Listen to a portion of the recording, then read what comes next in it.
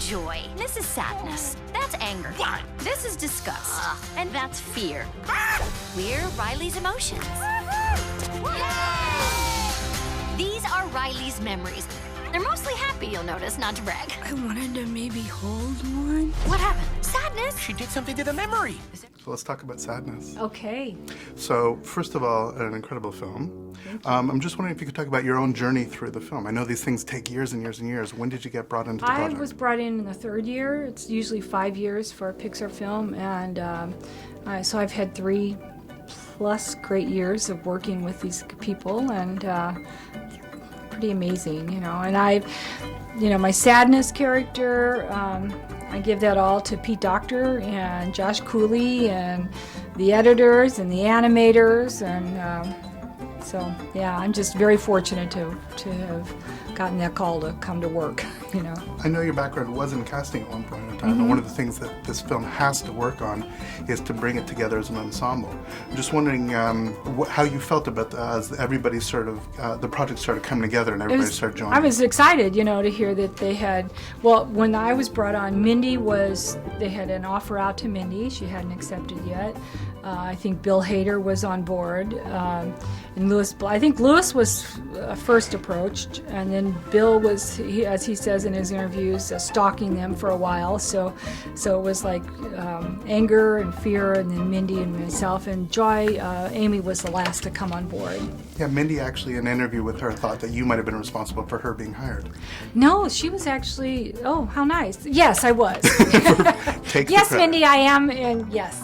So. Yeah. When you finally saw it all come together, sort of, when you're in the middle of the process, it must have been all fragmented, but when you finally saw it all come together and saw it for the first time, what was that experience like? It was pretty, just completely like I am now, speechless. It was hard to fathom it all because there's so many layers to the movie, and it makes you laugh, makes you cry, makes you think about your childhood, makes you think about other people, you know, and there's a lot going on in it.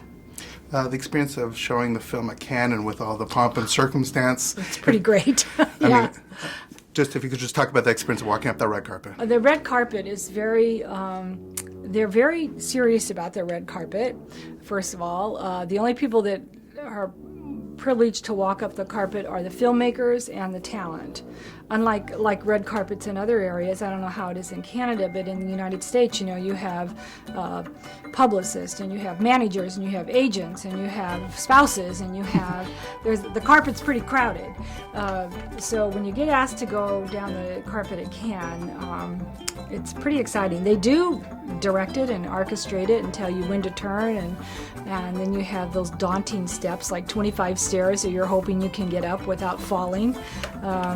But it's very exciting, and we were just happy to be there. We were not in the actual judging, you know, we were not being judged. Although in one of the interviews, Amy Poehler, who's as brilliant as, you know, incredibly, we were in the middle of the interview, and she said, "But you can vote for us if you wish.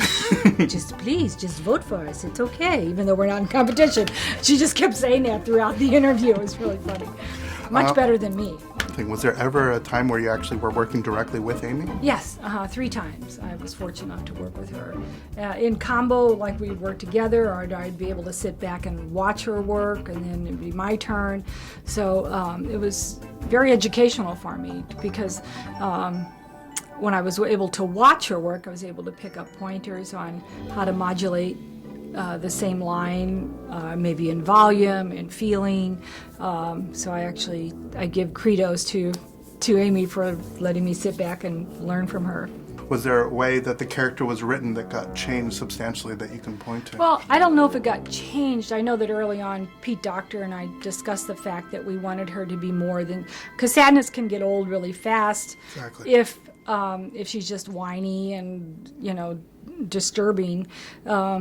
So, you know, we discussed the fact that there are levels to sadness, and the fact he clued into my insecurities, basically. That's long-term memory. You could get lost in there. Think positive. Okay, I'm positive you will get lost in there. how much of the character was directly because of what you brought to it, and how much of it was because of Pete? Wow, that's a good question. I never really looked at it that much. I feel like we worked in such a combination of each other. I was just really blessed to have his direction. And I know that look-wise, as I've said before, those are my eyebrows. I'm very proud to have my eyebrows represented, and in the animation. In terms of the happiness, sadness, you're sort of leaning now towards happiness? Absolutely, yeah. I'm very, as I said before, I'm very happy to be sad for anybody that wants me to be sad for them, yeah.